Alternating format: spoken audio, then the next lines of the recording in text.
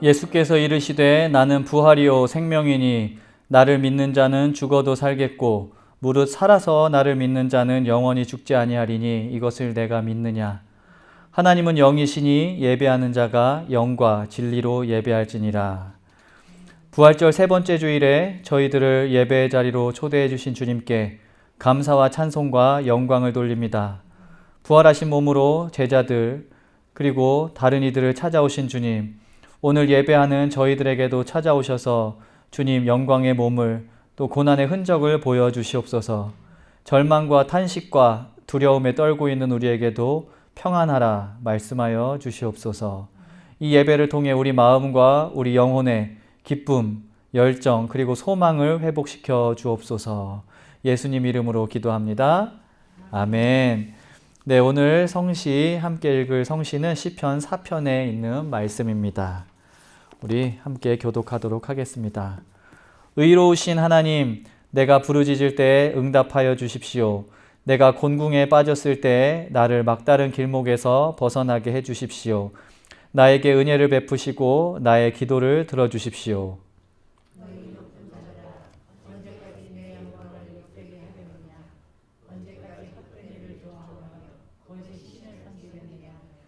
주님께서는 주님께 헌신하는 사람을 각별히 돌보심을 기억하여라.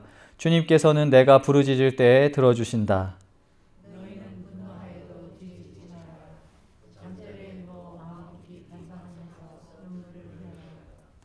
올바른 제사를 드리고 주님을 의지하여라.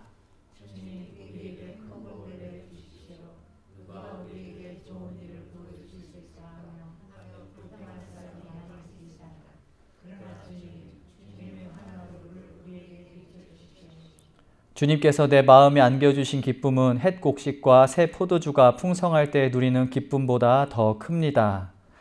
내가 편히 눕거나 잠드는 것도 주님께서 나를 평안히 쉬게 하여 주시기 때문입니다. 아멘. 지금은 십자가로 나아가기 위해 우리의 잘못들 또 우리의 악한 면모들을 또 내려놓고 회개하는 시간입니다. 우리 공동체의 회개 기도를 먼저 하나님께 드립니다. 함께 기도합니다. 주님께서 우리에게 베푸신 좋은 것들에 감사하지 못하고 그것들을 누리지 못했습니다. 당신의 자비로 우리를 용서하소서. 타인의 결핍에는 무감각했지만 우리의 필요에는 지나치게 민감했습니다. 당신의 자비로 우리를 용서하소서. 세속적인 삶에 사로잡혀 하나님의 주권과 능력을 신뢰하지 않았습니다. 당신의 자비로 우리를 용서하소서. 주님의 뜻에 순종하지 않고 철저히 무시하기도 했습니다. 당신의 자비로 우리를 용서하소서. 불의한 일에는 침묵하고 험담과 불평에는 소리를 높였습니다. 당신의 자비로 우리를 용서하소서. 자비의 주님, 우리를 새롭게 하시고 용기를 주소서. 우리 안에 새로운 영을 창조하시고 당신의 정의를 우리 안에 불어넣어 주소서. 예수님 이름으로 기도합니다. 아멘. 아멘. 네, 이제 개인적인 회개 기도 드리는 시간입니다. 그리고 또 중보의 기도 시간입니다. 전국 곳곳에서 일어나고 있는 또 총기 그런 범죄로 인한 희생자들을 위해서 또 그 가족을 위해서도 기도해 주시고요. 또 그런 일들이 이 땅에서 빨리 없어지기를 함께 간절히 기도해 주시기 부탁드립니다. 그리고 우리 옆에 계신 성도님들, 특별히 몸이 아프신 분들, 또 여러 관계로 인해 힘들어 하시는 분들을 위해서도 그 한 명 한 명 기억하면서 기도하겠습니다. 함께 기도하시겠습니다.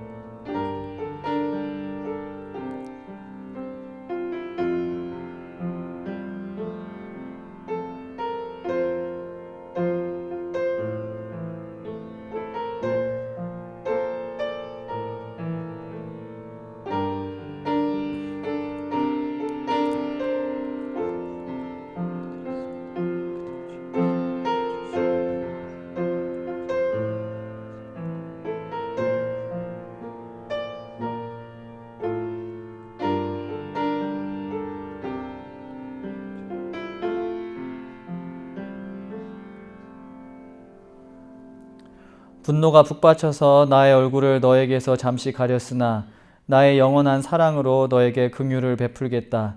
너의 속량자인 나 주의 말이다. 하나님 감사합니다. 우리가 부활절 세 번째 주일 예배를 드립니다. 사망 권세를 깨뜨리고 부활하셔서 만물의 소망이 되신 주님, 우리가 죽음의 세상에서 생명의 기운을 바라는 주님의 증인으로 살게 하소서. 오늘 우리가 살아가는 세상은 정치, 경제, 사회 그리고 영적인 면에서 사망의 권세가 짙게 드리워 있습니다. 지난 금요일 페덱스에서 있었던 비극과 같이 폭력과 테러, 범죄에 의해 목숨을 잃는 사람들이 많으며 질병으로 인해 고통받는 이들, 차별과 소외 등의 이유로 사회적인 죽음을 마주하는 이들도 많이 있습니다. 교회조차 부활이 없는 것처럼 오늘에만 집착하며 살고 탐욕의 노예가 되어버린 곳도 많이 있습니다. 생명의 주님, 참된 정의와 자유, 생명과 평화의 가치를 전하는 부활의 증인이 이 세상에 더 많아지게 하시고 또 부활의 능력으로 이 세상을 새롭게 하여 주옵소서. 하나님, 우리에게 베델교회 공동체를 주시니 감사합니다. 우리 교회 공동체가 서로의 고통을 나누어지며 함께 어려움을 헤쳐나가는 사람들의 모임이 되고 또한 서로의 기쁨을 나눌 때 그 기쁨이 배가 되도록 축하할 수 있는 그런 사람들의 모임이 되게 인도하여 주옵소서. 정원 모임을 준비하고 있고 곧 시작할 예정이오니 이 모임을 통해 서로의 삶을 더 깊게 이해하고 또 가장 힘든 순간 기도해 줄 수 있는 사람을 떠올릴 수 있으며 주님의 말씀을 실천하는 데에 도움과 격려를 줄 수 있는 참된 동료가 되며 또 무엇보다 이를 통해 복음이 전해지고 우리와 함께 신앙생활할 수 있는 동료들을 맞이할 수 있는 그런 기회가 될 수 있도록 주님께서 인도하여 주옵소서. 하나님, 우리 중에 몸의 고통, 마음의 고통, 그리고 여러 가지 관계로 인한 고통을 가지고 있는 이들이 있습니다. 하나님께서 고통을 덜어주시고 아픈 곳을 치료해 주옵소서. 고통을 나눌 때 그 고통이 덜어지고 괴로움보다는 감사와 희망을 경험할 수 있을 것이라고 믿습니다. 나는 내 옆에 동료를 위해서 또 그는 다른 이들을 위해서 기도해 주므로 기도의 능력이 점점 커질 수 있도록 우리를 이끌어 주시옵소서. 우리와 떨어져 있는 가족들을 지키시고 또 지금 함께 예배하지 못하는 우리들 가족이 있습니다. 예배할 수 있는 기회를 가질 수 있도록 하나님께서 도와주시옵소서. 또 우리 성도님들의 사업과 직장에도 은혜를 베푸시고 지금 염려하고 있는 그런 제목들, 또 어려움을 겪고 있는 그런 기도의 제목들이 곧 감사의 제목으로 또 소망의 기도의 제목으로 바뀌게 주님께서 인도하여 주옵소서. 하나님, 그리고 지금 예배를 드리고 있는 어린이들에게도 함께하여 주시고 어린이 부서를 주님께서 성장시켜 주시고 또 그 아이들의 마음속에 좋은 말씀이 자리 잡을 수 있도록 도와주셨고 무엇보다도 함께 예배할 수 있는 친구들이 많이 올 수 있도록 주님께서 인도하여 주시옵소서. 하나님, 오늘 예배를 통해 영광 받으시고 말씀을 통해 우리를 채워주시고 성찬을 통해 주님의 사랑을 깨닫게 하사 새로운 한 주 힘차게 살아갈 수 있는 우리 생명이 우리 가운데 소생될 수 있도록 주님께서 인도하여 주옵소서. 예수님 이름으로 기도드립니다. 아멘. 아멘. 네, 오늘 우리에게 주신 말씀은 요한 1서 3장 1절에서 3절까지의 말씀입니다. 요한 1서 3장 1절에서 3절까지 말씀입니다. 우리 한 절씩 교독하고 마지막 절은 같이 읽겠습니다. 아버지께서 우리에게 얼마나 큰 사랑을 베푸셨는지를 생각해 보십시오. 하나님께서 우리를 자기의 자녀라 일컬어 주셨으니 우리는 하나님의 자녀입니다. 세상이 우리를 알지 못하는 까닭은 하나님을 알지 못하기 때문입니다.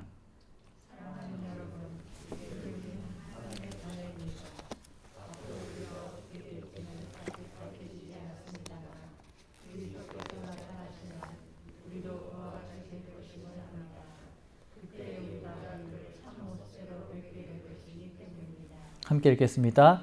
그에게 이런 소망을 두는 사람은 누구나 그가 깨끗하신 것과 같이 자기를 깨끗하게 합니다. 아멘. 하나님의 말씀입니다. 아멘. 네, 성도님들, 하나님은 사랑입니다. 하나님은 사랑이라, 이런 말 많이 들어보셨죠? 이제 우리가 다 경험한 사실이고 알고 있는 사실이고 또 하도 이제 뭐 성경 공부든 설교든 하나님은 사랑입니다, 이 말씀을 많이 하기 때문에 성경의 여러 곳에서 이제 매 페이지마다 하나님은 사랑입니다라는 구절이 마치 등장할 것만 같습니다. 그런데 놀라운 사실이 있는데요. 그 하나님은 사랑입니다. 또는 하나님은 사랑이다. 하나님은 사랑이십니다라는 그런 표현이 명시적으로 다시 말해 말 그대로 나오는 경우는 전체 성경에 딱 2번밖에 없습니다. 요한 1서, 우리가 읽은 요한 1서 4장 8절과 16절 그렇게 2군데서만 하나님은 사랑입니다라는 표현이 명시적으로 등장을 합니다. 참 놀랍지 않은가요? 그런데 또 한 가지 흥미로운 사실이 있습니다. 우리가 오늘 읽은 요한 1서는 그 사도 요한 이제 일종의 그 목회자였죠. 그 시대에 사도 요한이 예수님의 제자였던 요한이 쓴 것으로 추정되는 그 3개의 짧은 편지 중 요한 1서, 요한 2서, 요한 3서 중 첫 번째 편지입니다. 근데 이 편지들의 분량이 아주 짧습니다. 요한 1서는 4장이지만 요한 2서도 1장, 요한 3서도 1장으로 되어 있는 짧은 성서의 책이라고 할 수 있습니다. 그런데 이 비교적 짧은 책에 사랑이라는 단어가 무려 51번이나 등장합니다. 그래서 사람들이 요한의 이 서신서, 요한의 편지를 사랑에 관한 책이다. 요한의 편지의 주제 그리고 핵심 메시지가 사랑이라고 그렇게 이야기를 하곤 합니다. 그런데 이 요한이 쓴 편지들을 꼼꼼히 읽어보고 또 그 편지를 쓴 배경을 이제 살펴보면은 편지를 쓰는 요한에게도 그리고 편지를 받는 그 요한의 편지를 받는 성도들에게도 하나님은 사랑이시라는 그런 선언 또는 그런 요한의 통찰이 요한에게도 편지를 받는 이들에게도 그들이 처해 있던 상황과 잘 어울리지 않는 이야기였다라는 것을 우리가 발견하게 됩니다. 왜냐하면 요한의 편지를 자세히 읽어보면 이 편지들이 갈등이 있고 또 분열이 있고 불화가 있었던 그 한 가운데서 기록되었다는 것을 우리가 발견할 수 있기 때문입니다. 예수님의 부활과 승천 이후에 예수를 따르던 많은 제자들이 세상에 흩어져서 증인으로서의 삶을 살아갔죠. 그들 대부분이 사회적으로 핍박받는 약자이자 또 주변인이었다는 것은 여러 번 말씀드렸습니다. 그런데 그럼에도 불구하고 그들이 그런 자신들이 겪고 있던 그런 어려움들을 이겨내면서 증인으로 살아갈 수 있었던 이유는 예수님이 다시 오실 것이라는 그런 약속, 그리고 그 믿음이, 그 약속에 대한 믿음이 있었기 때문입니다. 하지만 예수님의 부활, 그리고 승천 이후에 2세대, 즉 60년에서 70년이 지나도록 예수님이 다시 오시겠다는 약속은 이루어지지 않았습니다. 60년이라는 세월이 굉장히 긴 시간이죠, 사실은. 그렇기 때문에 기다림에 지친 사람들도 있었겠죠. 그리고 한 가지 동일한 어떤 그런 믿음, 또 한 가지 동일한 약속을 붙들면서 살아갔던 사람들 사이에 조금씩 다른 생각들, 그리고 조금씩 다른 관점들, 그리고 조금 다른 예수님에 대한 이해, 그리고 신앙의 모습들이 생겨나게 되었습니다. 그리고 이렇게 다른 것들이 생기면서 자연스럽게 불화가 일어나고 또 그들 사이에서, 믿는 사람들 사이에서도 분열을 겪게 됩니다. 사도 요한도 그가 밀접한 관계를 맺고 또 영향력을 행사하던 작은 교회, 가정교회였는데요. 그런 교회 공동체가 여러 개 있었습니다. 즉 요한이 이제 반모섬이라는 섬에 있었지만 그가 이제 목회를 이제 멀리서 목회를 하고 있었던 거죠. 요한이 목회를 하던 교회들이 여러 개 있었는데 그 교회들끼리도 때로는 그 작은 교회 안에서도 서로 다투고 서로 등지고 갈라서는 일들이 생기게 되었습니다. 우리는 교회라면 당연히 서로의 다름을 품어주고 또 하나가 되어 나가야 될 거라고, 세상의 어떤 조직보다도 하나가 잘 될 수 있는 조직이라고 생각을 하지만 2000년 전이나 지금이나 갈등과 분열이 끊이지 않는 것이 교회 공동체라는 사실을 우리가 다시 한번 그렇게 그 사실을 마주하게 됩니다. 안타까운 사실이죠. 근데 아무튼 요한의 편지는 바로 이렇게 분열을 겪고 있던 작은 교회들에게 보낸 편지입니다. 이제 그렇기 때문에 그 안에는 다소 강경한 어조로 그릇된 생각을 가지고 있던 또 분열을 일삼는 사람들에 대해서 꾸짖고 경고하는 내용도 많이 나옵니다. 이 사랑이 많이 나오기 때문에 사랑에 관한 내용만 있을 것 같지만, 하지만 사실은 요한이 그 반대 세력을 이제 막 야단치는 내용도 나오고, 심지어는 그 요한에 반대하던 사람들을 적그리스도라고 하면서 그런 사람들은 교회에 절대 받아들이지 말아라 하는 이런 내용도 등장을 합니다. 근데 이런 배경에서 요한이 편지에 여러분, 하나님은 사랑이십니다 라는 이야기를 전하는 거예요. 이 이야기가 과연 그들에게 편안하게 전해졌을지, 아니면은 이게 그들에게 정말로 액면 그대로 하나님이 정말 사랑이시구나 라는 이야기로 전해졌을지, 저는 이게 참 그 상황에 딱 맞지는 않는 이야기인 것처럼 이렇게 들려집니다. 예를 들어서 우리가 지금 성도님들도 우리 교회가 이렇게 얼마 큰 교회는 아니잖아요.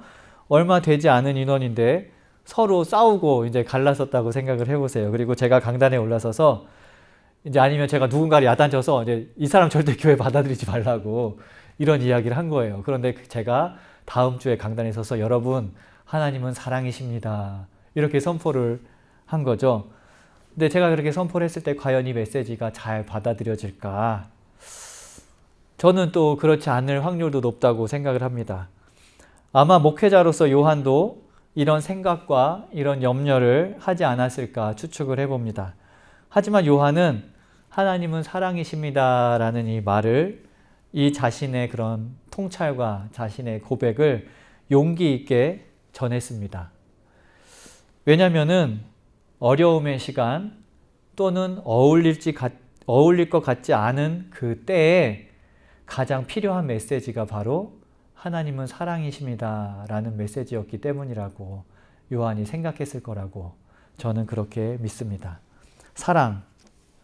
성도님들, 사랑이 언제 가장 필요하다고 생각하세요? 서로 사랑하는 마음이 많을 때도 필요하겠죠. 그럴 때 우리가 그 상황을 바라보면서 하나님은 사랑이십니다 라고 이야기를 할 수 있겠죠.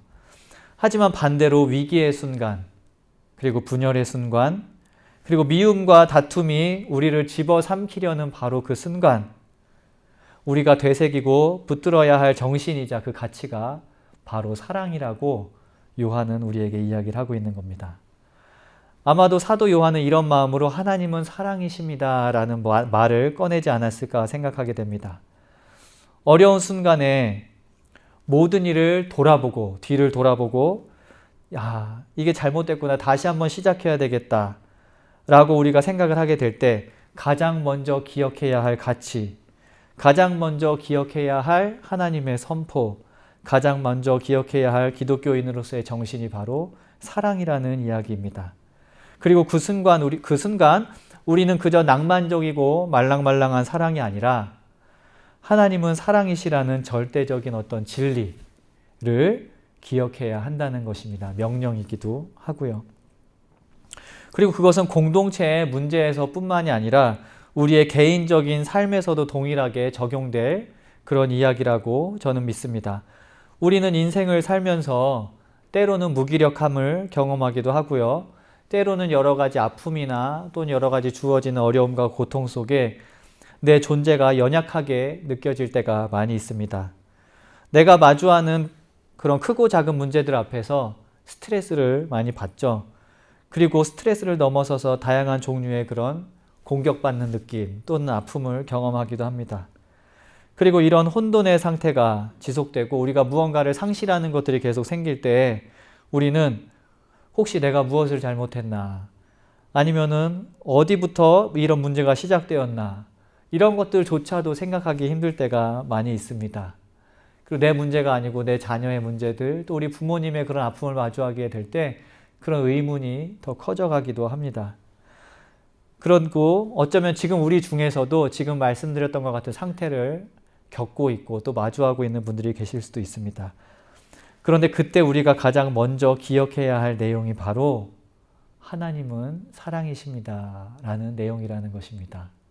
하나님이 나를 어떻게 사랑하셨는지, 그리고 하나님이 나를 어떻게 사랑하고 계시는지, 그리고 그 사랑이 지금의 나의 고통을 넘어서서 나를 어떤 곳으로 이끌지, 우리가 그 사랑으로부터 다시 시작해야 한다고 요한은 그렇게 선포하는 겁니다. 많은 이들이 우리는 사랑하라는 말을 들음으로써가 아니라 사랑받음으로써 사랑하는 법을 배운다고 이야기를 합니다. 사랑해라 라고 해서 그 사랑을 배울 수 있다는 게 아니죠. 어떻게 사랑하는지를. 사랑을 받는 그 경험들이 모여서 어떻게 사랑하는지를 배운다는 거죠.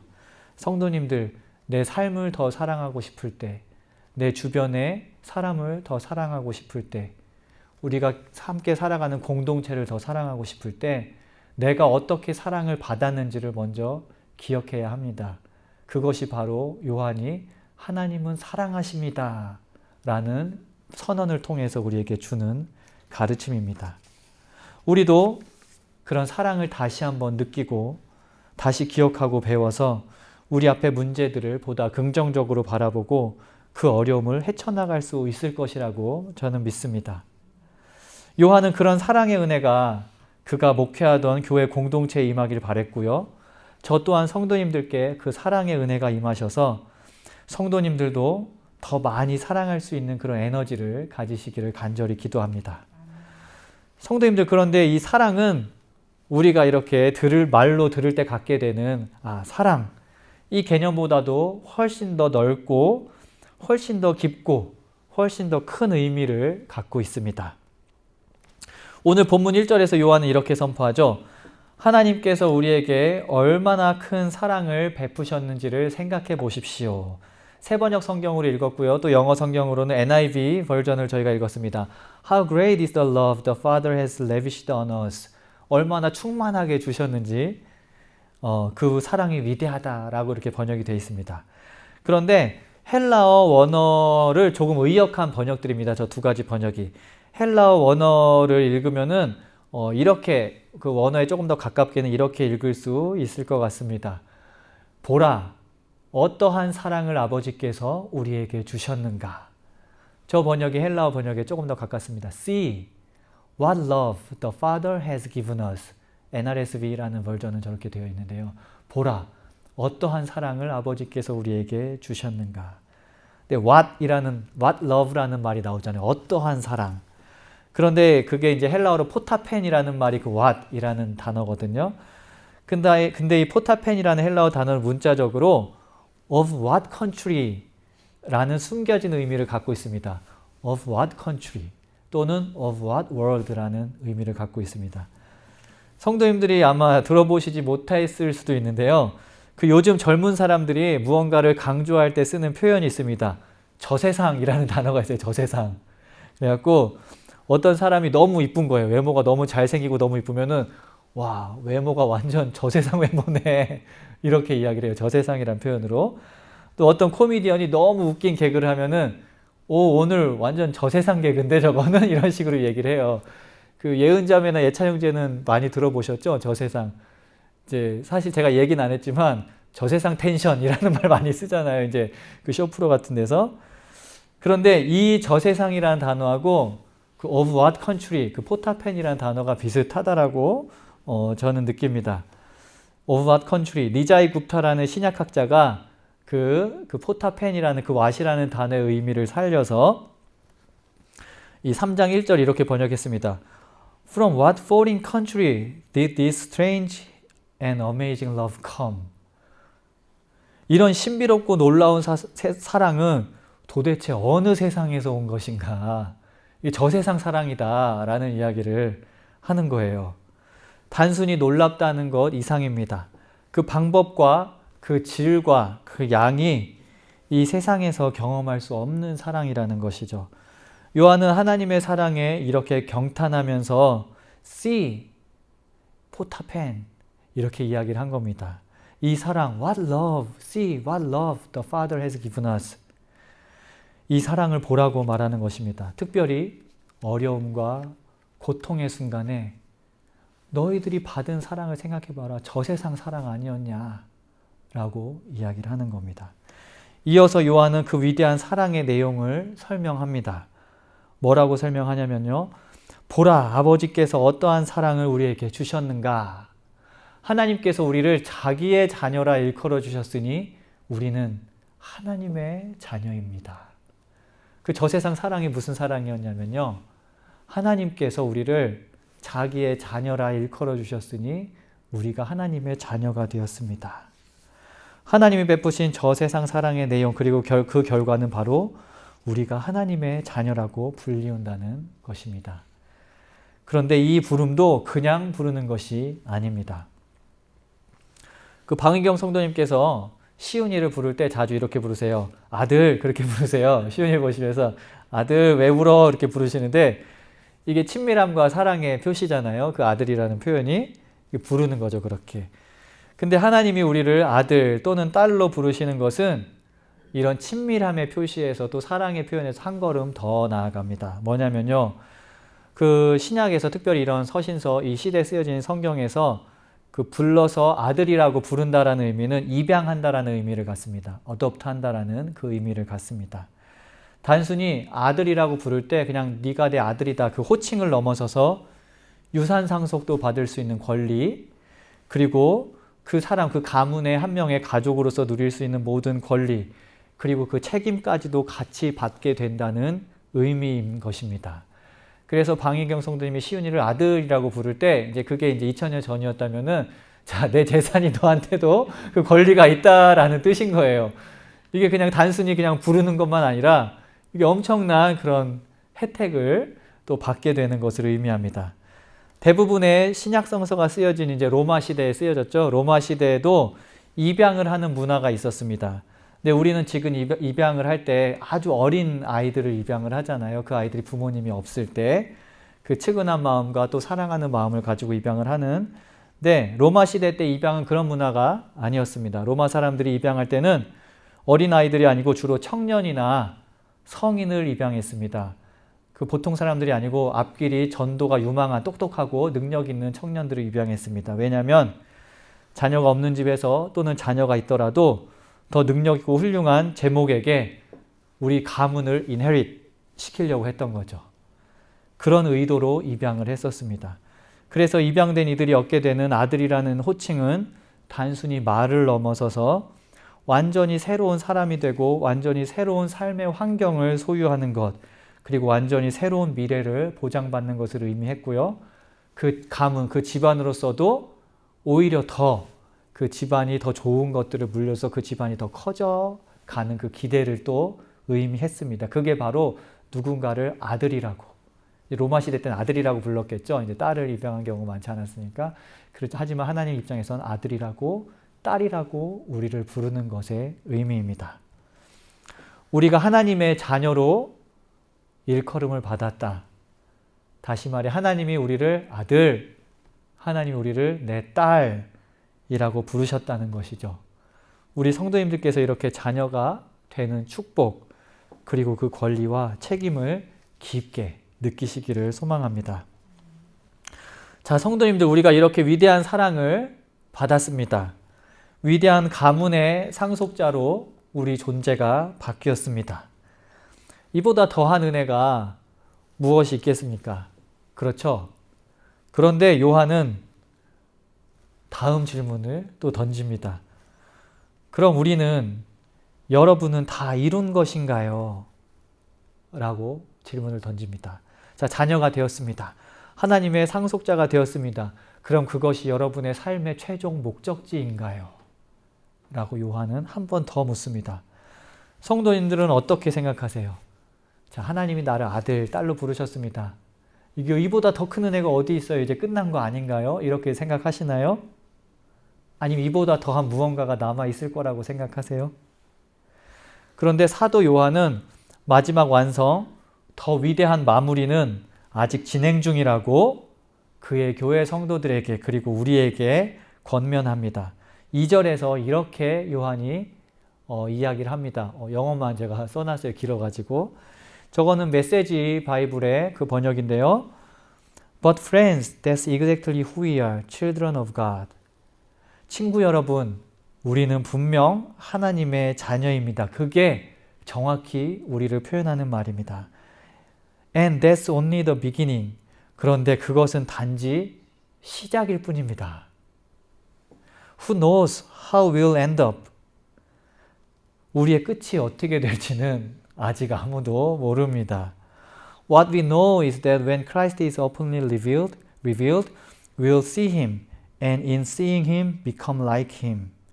다만 우리가 아는 것은 그리스도께서 밝히 나타나실 때 우리가 그분을 뵐 것이고, 그리고 우리가 그분을 뵐 때에 우리가 그분과 같이 되리라는 것입니다. 그것이 우리의 마지막이라는 거예요. 우리를 자녀로 입양하신 하나님의 놀라운 사랑은 말 그대로 That's only the beginning 이라는 이야기합니다. 무엇의 시작이냐? Transformative process라고 이야기를 합니다. 우리가 전적으로 변화되는 과정의 시작이라는 것이죠. 그럼 우리의 미래는 무엇이냐? 하나님의 자녀가 되는 것은 최종 목적지가 아니며 우리의 최종 목적지는 예수가 되는 것입니다. 예수님이 하나님의 아들이었잖아요. 근데 하나님께서 우리를 하나님의 아들이자 딸로 부르신다는 것은 우리가 그런 아들, 그런 딸이 되리라는 것을, 그런 의도를 가지고 부르셨다는 것을, 하나님의 가문에 들어가는 거니까요. 그것을 의미하는 것입니다. 예수님이 우리의 미래이고 우리의 완성입니다. 하나님께서는 우리가 그의 아들, 그의 딸이 되어서 그의 아들이었던 예수님과 같이 변화되기를 바라십니다. 예수님이 인간이 되어서 이 땅에 오시고 십자가에 달리시고 부활하신 것은 우리를 향한 하나님의 과거의 사랑을 증거합니다. 하지만 동시에 그 아들과 같이 우리를 아들과 딸로 부르셨다는 것은 그 과거의 사랑이 미래, 우리가 변화될 모습을 이끄는 사랑이며 우리의 최종적인 목적지에 다다를 수 있는 은혜라는 사실을 요한은 우리에게 다시 한번 강조하는 것입니다. 위대한 사랑을 받은 우리는 그 사랑만큼 그 사랑을 받았기 때문에 동일하게 사랑을 할 수 있게 될 것이라고 저는 믿습니다. 온전한 인간이자 예수가 되기 위해서 우리가 해야 할 것, 시작해야 할 것, 단 한 가지는 바로 사랑을 받고 사랑을 주는 것입니다. 하나님과의 관계에서도 사랑을 받고 사랑을 주는 것입니다. 나 자신을 바라볼 때에도 나 자신을 더 사랑하고 그래서 나 자신이 사랑받는 느낌을 받는 것입니다. 그리고 우리 가족들을 대할 때에도 가족들로부터 더 사랑을 받고 더 사랑하는 것, 그것이 시작입니다. 우리 옆에 있는 이웃들, 우리 성도의 교제 안에서도 우리가 할 것은 사랑을 받고 사랑을 주는 것입니다. 성도님들, 하나님과 사람들, 그리고 나로부터 함께 사랑받고 사랑하며 그 과정을 통해 예수님과 같은 사람으로 변화되시기를 간절히 기도합니다. 아멘. 함께 기도하시겠습니다. 하나님, 우리에게 사랑을 주셔서 감사드리고 그 사랑이 모든 것의 시작이라는 사실을 다시 한번 일깨워 주시니 감사합니다. 우리는 이미 시작했고 시작되었습니다. 하나님께서 우리 안에 새로운 모든 것들을 이미 시작하셨습니다. 그 사랑을 통해서. 우리 또한 그 사랑을 많이 받아서 사랑하는 법을 깨닫게 해주시고 더 많이 사랑할 수 있도록 인도하여 주옵소서. 혹시 잘못 전한 말씀이 있다면 주님께서 용서해 주시고 주님께서 원하시는 것들만이 자리 잡아 남을 수 있도록 이끌어 주옵소서. 감사드리며 예수님 이름으로 기도합니다. 아멘. 네, 함께 일어나셔서 찬송가 1장 찬양하시며 봉헌하겠습니다.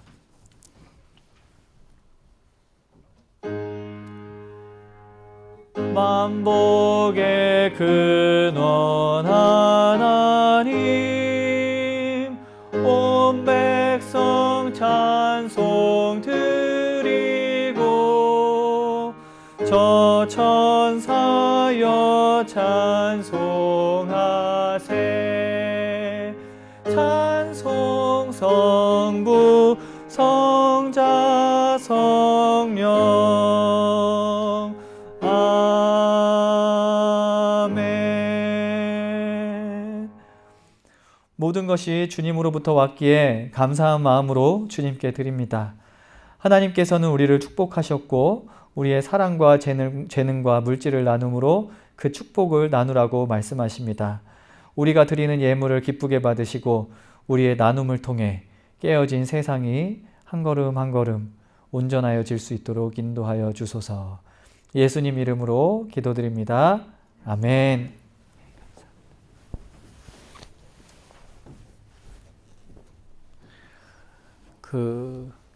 한두 달 전쯤에 개봉한 그 디즈니 픽사에서 개봉한 소울이라는 그 애니메이션 영화가 있습니다. 혹시 보신 분들이 계실 수도 있고 못 보실 수도 있는데요. 소울이라는 그 이제 만화 영화인데요. 이제 어떤 사람이 죽음을 경험하고 죽음 이후의 세계로 가야 되는데 이제 다시 돌아오게 되는 이제 그런 에피소드를 다룬 영화인데, 재밌는 사실이 이제 그 죽음 이후에 가게 되는 곳을 뭐라고 이야기를 하냐면은 The Great Beyond라고 이야기를 해요. The Great Beyond. 그런데 그 죽음 이전에 살던 세상은 또 뭐라고 하는지 아세요? The Great Beyond가 아니고 거기는 The Great Before 라고 이야기를 해요. The Great Before. 이게 무슨 이야기인가요? 우리가 죽음 이후에 갈 세상도 great하고 우리가 죽음 이전에 살던 모습도 great하다는 거죠. 그래갖고 어디에서도 우리가 great한 모습들을 발견할 수 있다는 그런 메시지를 던지는 것 같습니다. 참 어떻게 그런 말을 생각해냈는지, The Great Beyond, The Great Before라는 말을 생각해냈는지 참 놀랍습니다. 조금 전에 하나님이 사랑하셨다는 이야기를 말씀드렸는데, 그것이 우리의 시작이 될 때 우리가 어떤 것이 있건 그것은 우리의 Great Beyond가 될 것이고, 또 우리의 삶을 돌아볼 때 그 삶들이 Great Before였다고 우리가 고백할 수 있을 거라고 믿습니다.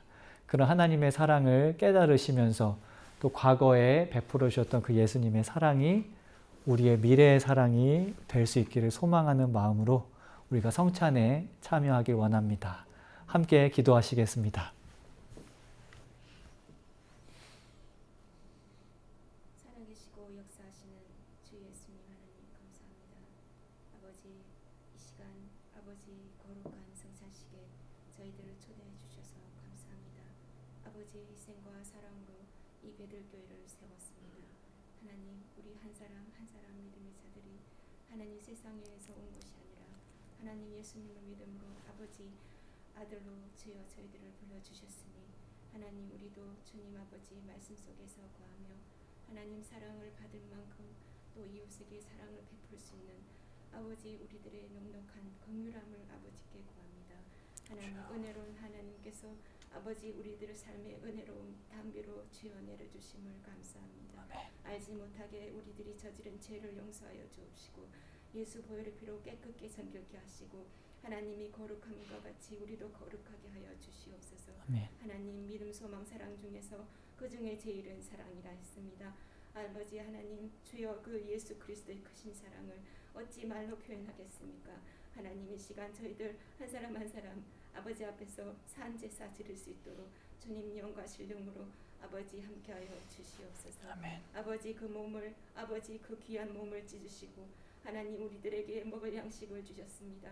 아버지 예수님을 먹게 하시고 하나님 그 피를 아버지 언약의 피를 받았으니 말씀으로 우리들의 영이 다시 살아 역사할 수 있도록 새 영을 아버지 부어 주시옵소서. 아멘. 아버지 감사드리며 오늘도 주여 아버지 약속하신 말씀 속에서 우리들의 삶을 이끌어갈 수 있도록 성령님 우리들을 만져주시고 우리들을 도와주시옵소서. 아멘. 이 모든 말씀 살아서 역사하시는 주 예수님의 이름으로 기도드립나이다.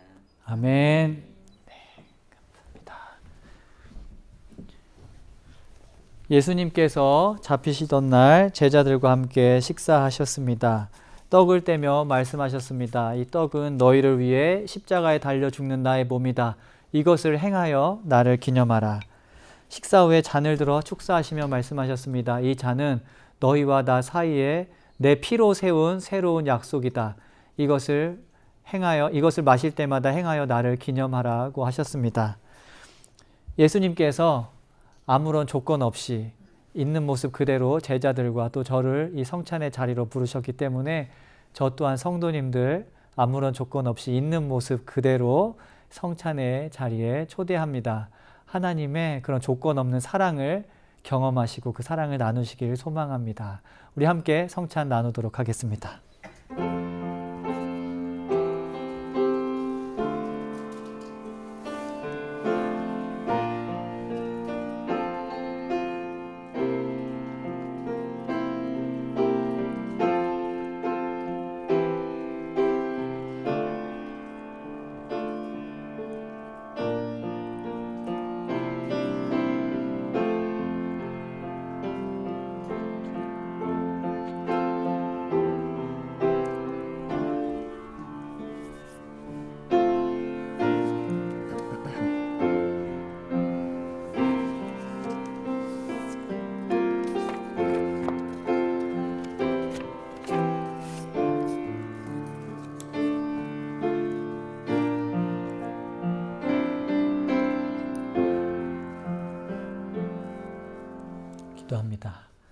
하나님, 주님의 사랑의 표시, 조건 없는 사랑, 주님의 살과 피를 나누었습니다. 우리 또한 조건 없이 사랑할 수 있도록 우리 삶을 이끌어 주소서. 지금은 주님께서 가르쳐 주신 기도를 함께 기도하오니 하늘에 계신 우리 아버지여, 이름이 거룩히 여김을 받으시오며 나라가 임하시오며 뜻이 하늘에서 이루어진 것 같이 땅에서도 이루어지이다. 오늘 우리에게 일용할 양식을 주시옵고 우리가 우리에게 죄 지은 자를 사하여 준 것 같이 우리의 죄를 사하여 주시옵고 우리를 시험에 들게 하지 마시옵고 다만 악에서 구하시옵소서. 나라와 권세와 영광이 아버지께 영원히 있사옵나이다. 아멘.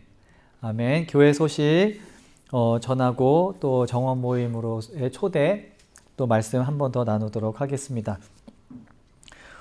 말씀드렸듯이 지지난주부터 5월 16일까지는 7주간의 부활절기입니다.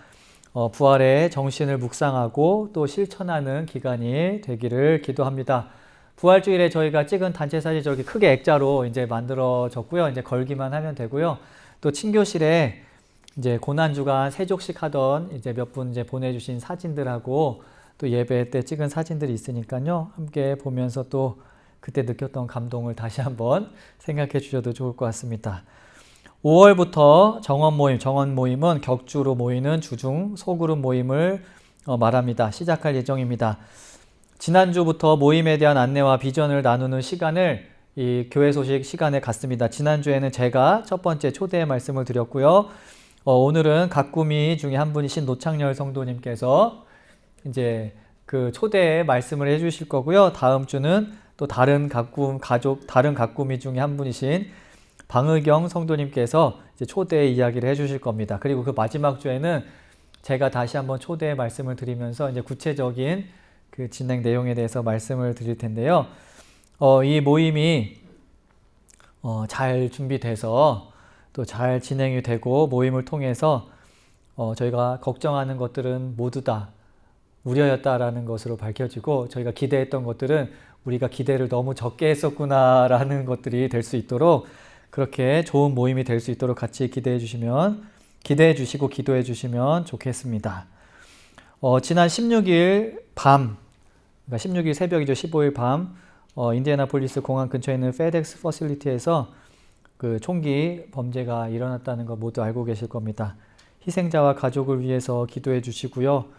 또 여기뿐만 아니라 요즘 여러 곳에서 반복적으로 일어나는 그런 총기 사건 또 범죄들이 멈출 수 있도록 그리고 우리 모든 시민들이 또 안전한 삶을 위해 정의롭고 합리적인 대책이 마련될 수 있도록 우리 함께 기도해 주시고요. 또 퍼블릭한 그런 곳에서 그런 사고들이 절대 일어나지 않도록 우리 함께 간절히 기도하면 좋겠습니다. 그리고 그와 함께 또 아시안들에 대한 혐오 범죄를 비롯해서 우리 사회에 뿌리 깊게 자리 잡은 다양한 차별의 중단을 위해서도 함께 기도해 주시기 부탁드립니다. 성서정과 다음 주 성서정과 다음과 같고요. 그리고 다음 주 성찬봉헌위원은 방의경 성도님이십니다. 네, 이때가 아니면 또 언제 하실지 모르니까는 또 방의경 성도님 잘 준비해 주시면 좋겠고요. 또 이번 주에 성서 정과 말씀들 다시 한번 읽어보시고 또 묵상 질문도 한번 읽어보시고 또 묵상해 보시면 좋을 것 같습니다. 그럼 우리 일어나셔서 함께 평안을 너에게 주노라 찬양하면서 우리 서로를 향한 우리 평안을 비는 마음을 함께 나누도록 하겠습니다.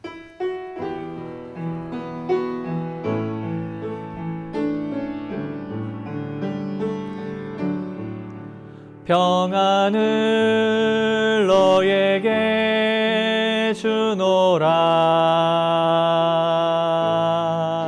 세상이 줄 수 없는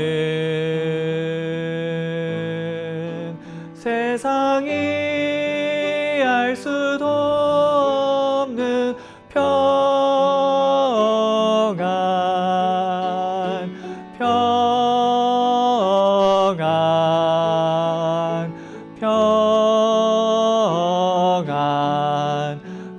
평안을 내게 주노라.